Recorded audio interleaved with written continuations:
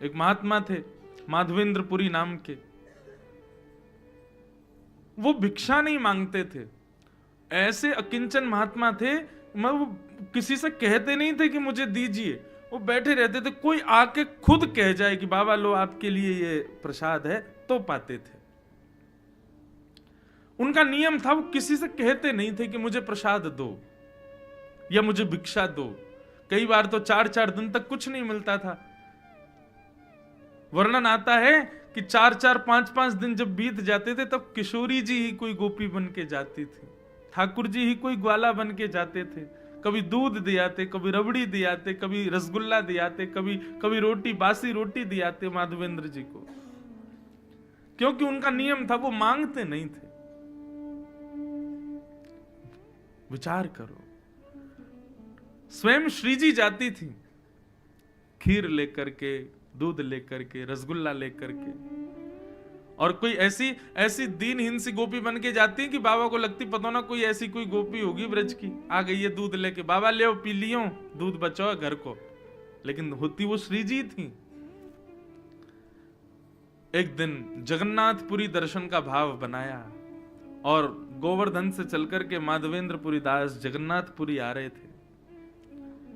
बीच रास्ते में बंगाल प्रांत में, बंगाल या उड़ीसा प्रांत में खीरचोरा गोपीनाथ, उड़ीसा में है बंगाल में, उड़ीसा में ही पड़ते हैं, बंगाल के पास पड़ते हैं, यहां से दूरी है। खीरचोरा गोपीनाथ, उनका नाम तो गोपीनाथ ही था, खीरचोरा तो बाद में पड़ गया।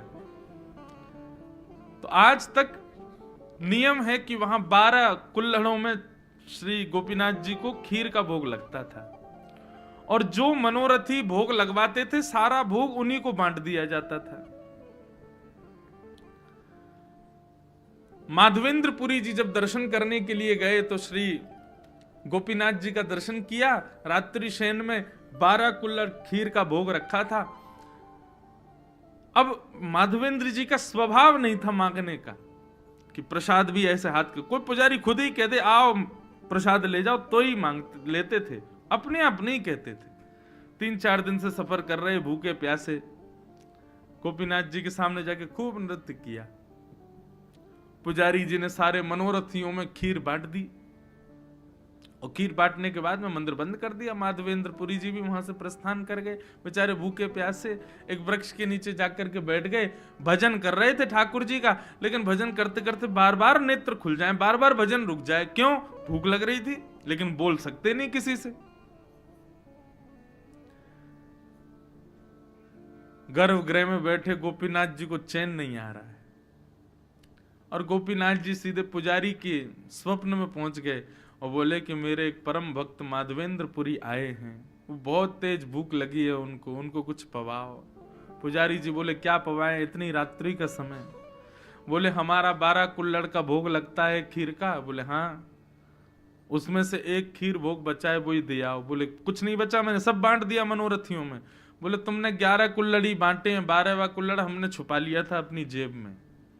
मंदिर आओ, खोलो, हमारे विग्रह के गोजा में आकर के, गोजा बोलते हैं जेब को, बोले हमारे जेब में आकर के देखो एक कुल्हड़ रखा है छुपा हुआ है। पुजारी जी के नेत्र खुले, स्नान किया, अर्धरात्रि में ठाकुर जी का विग्रह गर्भगृह खोल करके जैसे भीतर प्रवेश किया, ठाकुर जी के गोजा में जैसे हाथ डाला, सोई कुल्हड़ में खीर रखी थी। तब पुजारी जी बोले वाह रे खीर चोरा, खीर चुरा ली, अपनी प्रसाद की खीर चुरा ली अपने वैष्णव के लिए। और जाकर के पुजारी जी ने वो खीर बाबा को दी। बाबा बोले रात में 3 बजे पुजारी जी आप कैसे? तब पूरा वृत्तांत बताया। बोले कि रोज ठाकुर जी का भोग लगता है और मनोरथियों में बांटा जाता है, लेकिन आप अकिंचन हो, किसी से मांगते नहीं। अब ये बात किसी को नहीं पता थी, लेकिन पुजारी बता रहा तो माधवेंद्र जी रोने लगे, आपको कैसे पता मैं किसी से नहीं मांगता? बोले ठाकुर जी बता रहे थे। बोले आपको भूख लगी है इसलिए ठाकुर जी ने आपके लिए खीर को अपनी जेब में छुपा लिया। फिर कहां भूख लगनी थी? रोते रहे विरह से। बोले नाथ आपको पता है मेरा भाव, आपको, आप जानते हैं मुझको, मुझे इसी बात से इतनी प्रसन्नता है कि आप मुझे जानते हो। तब से गोपीनाथ जी का नाम पड़ गया खीर चोरा गोपीनाथ। अपने वैष्णव के लिए ठाकुर जी ने खीर चुराई। तो नियम इसलिए है ठाकुर जी का कि कोई प्रेम लक्षणा भक्ति से तोड़ के दिखाए, हट पूर्वक नहीं कि जबरदस्ती। इंद्रेश जी कथा में बोल रहे थे नियम में इसलिए ठाकुर जी की उसको कोई तोड़े। अब गर्भगृह में कोई जाने नहीं दे रहा जगन्नाथ जी के, हम कूद फांद के लड़ाई झगड़ा करके गेर के पुजारियों को घुसेंगे भीतर और सबको दिखाएंगे देखो हमने नियम तोड़ा। ऐसे नहीं, नियम तोड़ने का मतलब आप ना तोड़ो, आप प्रयास ना करो, ठाकुर जी प्रयास करें उसको तोड़ने का, उससे आगे आने का, उससे बाहर निकलने का। और श्री जगन्नाथ जी जितने नियमों में बंधे हैं उतने ही नियम तोड़ने में प्रसिद्ध हो रहे हैं। इनसे ज्यादा नियम किसी ने नहीं तोड़े। सब ठाकुरों में सबसे ज्यादा नियम तोड़ने वाले, नियम में रहने वाले भी श्री जगन्नाथ जी और नियम तोड़ने वाले भी श्री जगन्नाथ जी।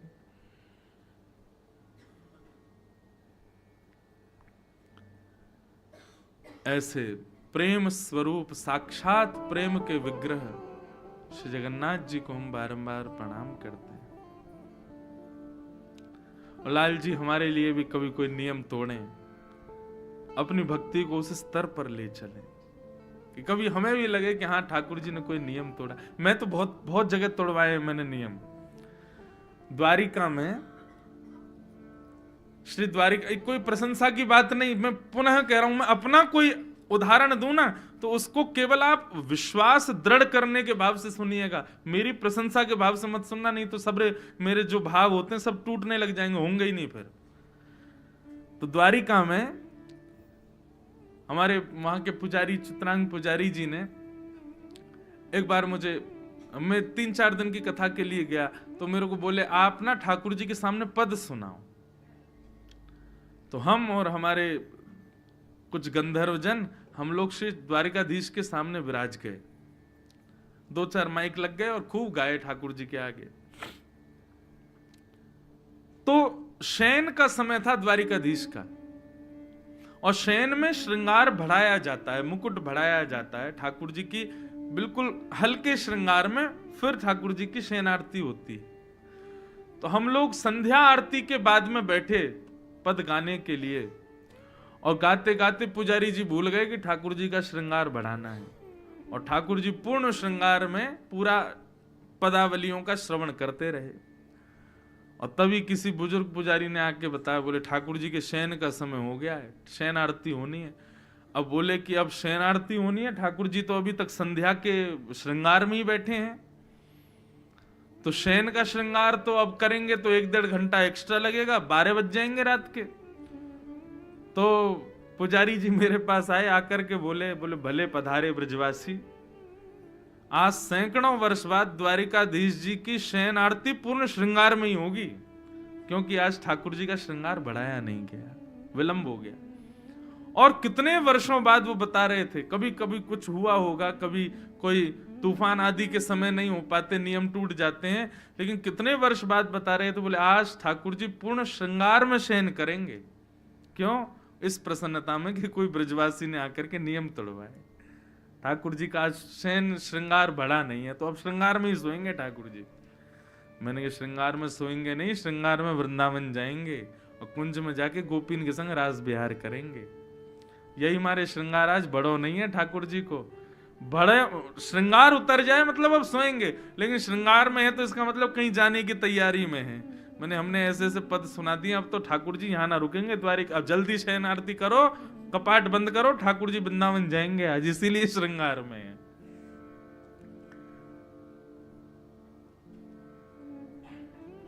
प्रेम लक्षणा भक्ति प्रकट तो करे कोई।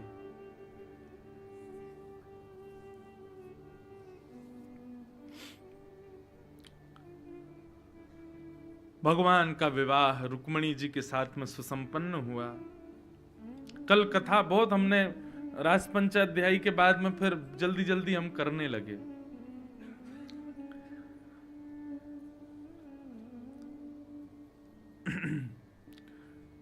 क्योंकि फिर मन में भाव आता है कि ज्यादा विलंब तक चलने वाला प्रसंग कहेंगे तो फिर जो क्रम के कुछ कल अतिथिगण आए थे, फिर वो संभव नहीं हो पाता।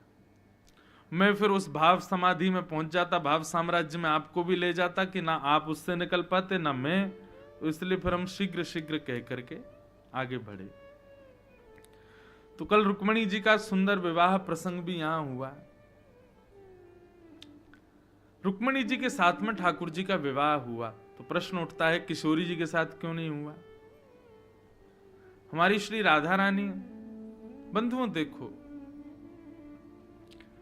आप स्वयं से प्रेम करते हो, आप स्वयं से अत्यंत स्नेह करते हो, लेकिन स्नेह का तात्पर्य हमेशा विवाह नहीं होता। प्रेम का सदैव प्रतिफल विवाह नहीं होता। हम स्वयं को प्रतिबिंब में देख करके बड़े प्रसन्न होते हैं, अरे वाह कितने सुंदर लग रहे हैं हम, लेकिन उसके बाद भी अपने प्रतिबिंब से विवाह नहीं कर सकते, प्रेम कर सकते हैं। ऐसे ही श्री जगन्नाथ जी का प्रतिबिंब है किशोरी जी, हमारे द्वारिकाधीश का प्रतिबिंब है किशोरी जी, श्री वृंदावन बिहारी लाल का प्रतिबिंब है श्री राधा रानी। और प्रतिबिंब से स्नेह हो सकता है, प्रेम हो सकता है, विवाह संभव नहीं। विवाह के लिए विलग व्यक्ति का होना जरूरी है, अलग व्यक्ति का हमारे सामने होना जरूरी है। किशोरी जी ठाकुर जी से विलग थोड़े हैं, और जो विलग मानते हैं वो गलत सोचते हैं। ठाकुर जी का जो वाम अंग है, कहीं भी आप ठाकुर जी का दर्शन करोगे सदैव वाम अंग जो है वो किशोरी जी ही है। और आप हमारे पूरे वृंदावन में आ जाना, किशोरी जी का दर्शन नहीं, केवल ठाकुर जी खड़े हैं। किशोरी जी भाव के भाव से वाम अंग में विराजती हैं, और यह बात यहां भी सिद्ध होती है। श्री जगन्नाथ जी का भीतर प्रवेश करके दर्शन हो तब जगन्नाथ जी पूरे दिखते हैं, नहीं तो बाहर से देखो तो वाम अंग दिखता ही नहीं ठाकुर जी का। क्यों? श्री जी हैं, सदैव अपने भाव में विराजमान रहती हैं। दाहिना अंग ही दिखता है ठाकुर जी का, दाहिना अंग क्यों दिखता? वो श्याम सुंदर हैं, वाम अंग तो श्री जी हैं। और ये बात मैं खूब प्रसिद्धि से अपनी कथाओं में कहा करता हूं कि ठाकुर जी का वाम अंग जो है वो किशोरी जी हैं, और इसी भाव से हमारे वृंदावन में श्रृंगार होता है। मुकुट इधर ही धराया जाएगा, लेकिन जब कलंगी धराई जाए या फिर चूड़ामणि धराई जाएगी तो वो इधर ही धराई जाएगी। क्यों? क्योंकि श्री जी हैं। ठाकुर जी को चोटी इधर ही धराई जाती है क्योंकि वो श्री जी हैं। और कई हमारे यहां संप्रदायों में तो मुकुट ही इधर धराया जाता है वाम अंग में। तो आप कहेंगे महाराज जी मुकुट तो ठाकुर जी पहनते हैं, तो फिर श्री जी को क्यों धराया गया? अरे भैया आज विपरीत हुआ है, आज ठाकुर जी किशोरी जी बने हैं और श्री किशोरी जी हमारी ठाकुर जी बनी है, इसलिए मुकुट इधर धराया गया।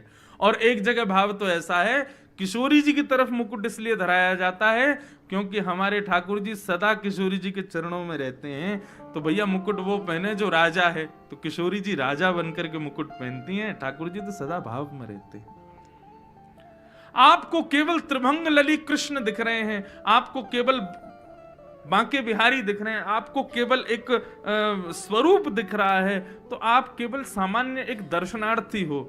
लेकिन ठाकुर जी के पूरे श्रृंगार में एक अद्भुत लीला का दर्शन हो जाए कि आज माला नहीं है, गले में 2 माल पहनी है, मानो ऐसा लग रहा है कि भक्त ठाकुर जी से लिपटे हुए हैं। आज मुकुट विपरीत दिशा में है, तो मतलब आज किशोरी जी ने ठाकुर जी का वेश धारण किया है। बड़े बड़े भाव हैं ठाकुर जी के श्रृंगार के पीछे, अद्भुत भावों से ठाकुर जी श्रृंगार करते हैं अपना। अब जगन्नाथ जी का जब जन्माष्टमी होती है ना, तो हमारे सौम्या भाई बता रहे थे कि श्री जगन्नाथ जी स्वयं यशोदा बनते हैं जगन्नाथ जी, और ठाकुर जी के जो चल स्वरूप मदन मोहन जी भीतर गर्भगृह में विराजमान वो कृष्ण रूप हैं।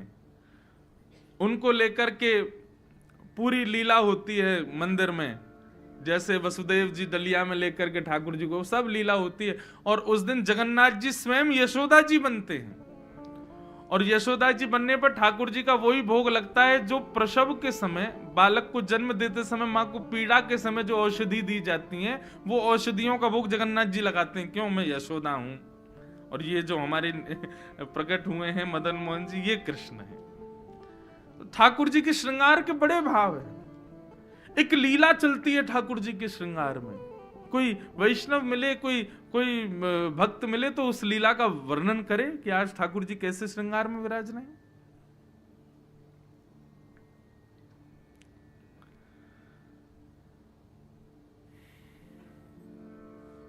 तो किशोरी जी से विवाह इसलिए नहीं हुआ क्योंकि कोई विलग नहीं है। राधा कृष्ण स्वरूपाम्बै कृष्णम राधा स्वरूपिणम कलात्मानं निकुंजस्थम गुरु रूपम सदा भजे। दोनों में कोई अंतर नहीं है, सम्मिलित स्वरूप है। तो भगवान का विवाह विलग के साथ में हुआ, जो उनसे अलग है। कौन है? लक्ष्मी। किशोरी जी तो ठाकुर जी के संगी रहती है, लक्ष्मी जी के साथ में विवाह हुआ। वही लक्ष्मी द्वापर में रुक्मणी जी के रूप में प्रकट हुई और द्वारिकाधीश का उनके साथ विवाह हुआ।